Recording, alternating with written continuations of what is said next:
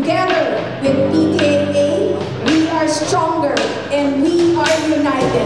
We are PTAA. Mabuhay ang PTAA! Congratulations, PTAA!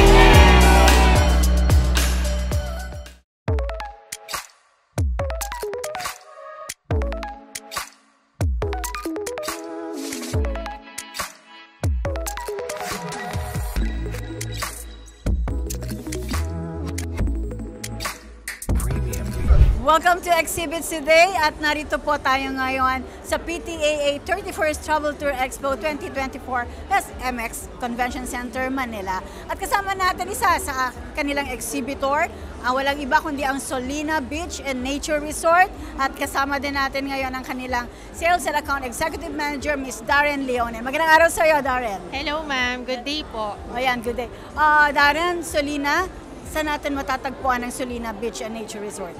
Solina Beach and Nature Resort is located in Carles, Iloilo Province. Yes. But the nearest airport is in Rojas Airport, ma'am.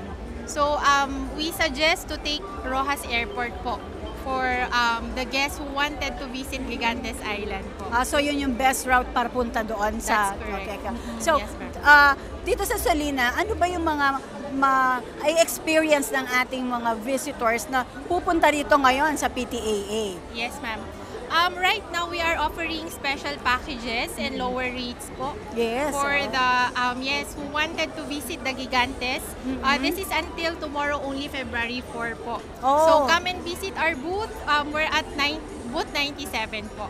Oo. So, dito po sa PTAA, ang offerings ninyo is up to February 4 lang. Yes. Oo. But the stay period, ma'am, is until February 2025. Ayun. So, kung nag-book sila today hanggang February 25, the validity of the promo is up to February 25. That's correct, ma'am. And we're flexible also. You can book if you don't have definite date yet, ma'am. Yes, Possible for open date muna.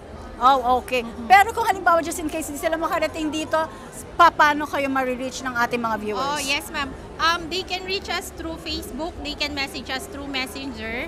We can also, you can also see the mobile numbers of Solina to our page po, solinaresort.com.ph. Ma'am, ano ba yung makikita sa Islas de Gigantes? Wow. Islas de Gigantes, the famous island.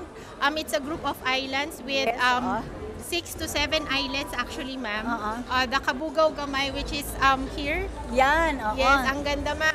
Tangke Lagoon, Pulupandan Islet, Bantiga Sandbar, and the Tangke Lagoon. Yes, okay. Tapos, yan yung ating pinopromote. And it's only a day tour. Yes. Pero, meron silang accommodation sa Solina Beach. That's correct, okay. ma'am. So, ano ba to? Ang ganda-ganda naman nito. Meron na kayong accommodation sa Solina Beach and Nature Resort. Tapos, pupunta pa kayo sa Islas de Gigantes, which is, napakagandang experience. So, another invitation. Sige ma'am, pagsamantalahin mo na habang nandirito pa sa PTAA. Hello everyone. I am inviting you all again to visit Solina Beach and Nature Resort. We're promoting the famous Gigantes Island. Yes. Yes, it is located in Carles, Iloilo. That's 3 hours from the city of Iloilo and 1.5 hour drive from Rojas City. Come and visit our booth po, number 97. Ma'am, itong booth mo, na-express ba ng booth mo ang talagang message ng Solina? Yes, as you can see naman, ma'am, here are the photos of the islets. Yes, oo. And the photos of our facilities and the rooms also.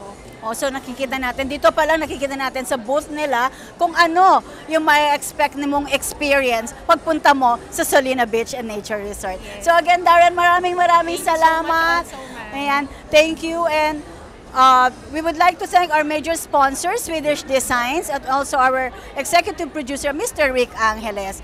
From Solina Beach and Nature Resort and Exhibits Today, God bless us all!